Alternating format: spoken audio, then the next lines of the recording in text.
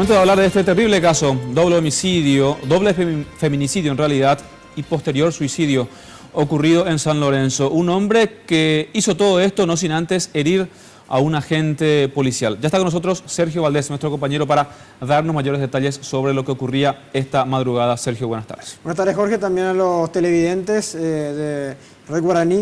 Y bueno, todo comenzaba este domingo de madrugada, ayer, cerca de las 1 de la mañana, cuando en esta vivienda este señor, hablamos de Emiliano Santa Cruz, rompía con un mazo el portón de la casa, sorprendiendo a su hija y a su madre, que estaban durmiendo luego de festejar justamente el cumpleaños número 64 de la víctima fatal. Hablamos de la expareja.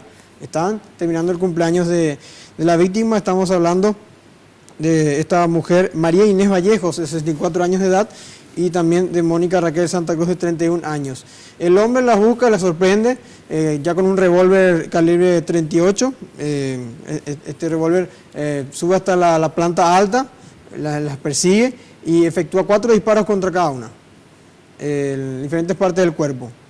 Momento que los vecinos escuchan algunos gritos de discusión, también de los disparos, llega la policía y, como decía un oficial, estamos hablando de este oficial que llega para tratar de ingresar y impedir que... Y él recibe el balazo. Sí, recibe finalmente un balazo en el abdomen. Y justamente minutos después, al lado de esta camioneta, al lado del árbol donde se observa justamente ahí, el hombre se autoelimina. Se vio acorralado, sí. Hay que decir, se vio acorralado porque ya los policías habían llegado al sitio y allí decide matarse. Claro, y las mujeres quedaron en el balcón, justamente se ve ahí la parte de arriba, en la planta alta, los dos cuerpos estaban ahí, ese es el lugar preciso, saliendo de la habitación. Vamos a escuchar lo que decía el comisario Luis Irrazábal, que justamente tuvo a cargo este procedimiento. Personal de esta comisaría tuvo conocimiento del hecho de disparo de armas de fuego que estaban proviniendo justamente del interior del domicilio ubicado en López de Vega, número 132, casi Madres Paraguayas. Es así que el personal de esta comisaría se apersona en el lugar a cargo del oficial primero Alberto Duarte, quien al llegar prácticamente de manera presurosa realiza una inspección ocular desde las afueras del lugar, donde desde una penumbra una persona de sexo masculino presumiblemente realiza un disparo de arma de fuego contra la unidad de este oficial primero, resultando con una herida a la altura del abdomen, por la razón por la cual es inmediatamente evacuado. Bueno, justamente es importante ver las imágenes. Hay un portón con cercado eléctrico, hay cámaras de seguridad en la casa y también cámaras en la parte de afuera, en la vereda. Y justamente la doctora Clara Mareco, asesora jurídica del Ministerio de la Mujer, da cuenta, o con esto dice que prácticamente había un cierto temor a que este hombre vuelva a ingresar, porque ya tenía una restricción de acercarse de 500 metros a la redonda, por lo menos de aproximarse, del 5 de septiembre del 2016. El hombre cumple esto, o sea, finaliza el periodo que suele ser 3 meses, según nos dice una fiscala, y no hubo nuevamente una prórroga. Esto decía justamente la asesora jurídica Clara Mareco, de la seguridad que tenían estas mujeres, teniendo en cuenta el miedo. Evidentemente sabían a quién se enfrentaban, ¿verdad? Porque las medidas de seguridad que ellas pusieron en la casa revelan temor, ¿verdad? O sea, una no quiere vivir encerrada en su propia casa. Imagino que ese no es el ideal que tenemos como ciudadanos, ¿verdad? De estar encerrados en nuestra casa, poner cámaras de seguridad, y las constantes violencias que vivimos fuera de la casa, independientemente de que estemos hablando de violencia familiar, ya nos obligan a tomar medidas de seguridad. Bueno, ustedes sabían, por lo menos yo me enteré justamente en la entrevista, que a partir de diciembre del año pasado recién podría solicitarse, debido a la inseguridad extrema que pueda tener el caso, un policía en la casa, custodiando a la víctima de la agresión o de la amenaza de muerte.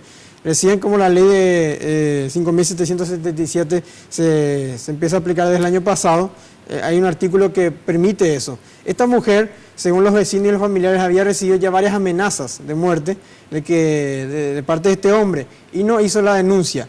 Pero si esta mujer denunciaba y había un policía, capaz se podría haber evitado este desenlace fatal. Y justamente de esto hablaba también la doctora Clara Mareco. Sí establece dentro de las medidas de seguridad que han ampliado la ley 1600 la posibilidad de que un efectivo policial resguarde el domicilio de la víctima siempre y cuando se den una situación de riesgo extrema y eso se haya denunciado dentro del proceso, ¿verdad? En este caso yo entiendo que las víctimas seguían recibiendo denuncias, seguían recibiendo amenazas y ellas no volvieron a reiterar esas amenazas, ¿verdad? Como para que dentro de ese proceso que ya estaba abierto se pudiera determinar la peligrosidad, digamos, del agresor y también la situación de riesgo en la que ellas se encontraban, que evidentemente era tal, ¿verdad? Bueno, ¿qué pudo haber llevado a este hombre a cometer este doble crimen y también a autoeliminarse?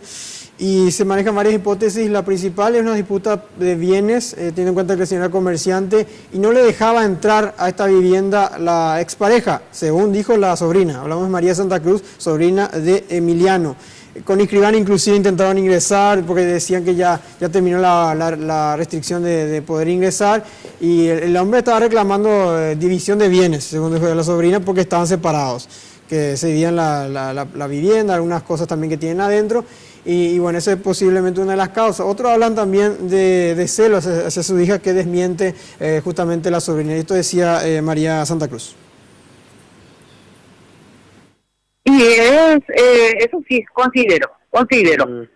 Mucha injusticia porque él ya, los 45 días que él salió de la casa no cumplió como debe ser. Cumplió como debe ser, es que tenía que entrar, pero ellos no le permitieron entrar. Yo también estuve presente, que pidió una escribana, donde le llevamos toda la escribana, la labró todo la alta correspondiente para entrar en la casa, y tampoco eso permitió. Y de ese momento fue la pelea, vamos a decirle.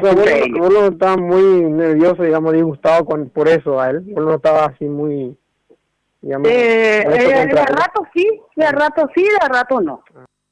Que no cumplen con esas medidas y bueno, eso tiene que ver mucho, por un lado podría ser con su actitud frente al derecho, que es una de las circunstancias que también se tiene en cuenta al momento de que en el marco de un proceso uno impone pide una sanción penal, la actitud del sujeto frente al derecho, o sea, qué grado de cumplimiento tiene, qué grado de sometimiento tiene a lo que es un proceso penal. Y desacato sí, el desacato es un tipo penal que está a través de una ley que se hizo en el 2012, si no me equivoco, y el desacato tiene que ver justamente con un hecho punible contra la administración de justicia. Bueno, hay que entender bien, ya para ir cerrando, de que cuando termina el periodo de restricción, el juez está obligado a citar a las partes para que se pueda definir si prorroga o no esto. Según la decía justamente la fiscal Liliana Sayas que veíamos recién nada más, el juez puede prorrogar esto y bueno, y facilitar la protección del interés de la mujer dentro de las leyes. ¿No ocurrió en este caso? No ocurrió. Sergio, muchas gracias. A vos.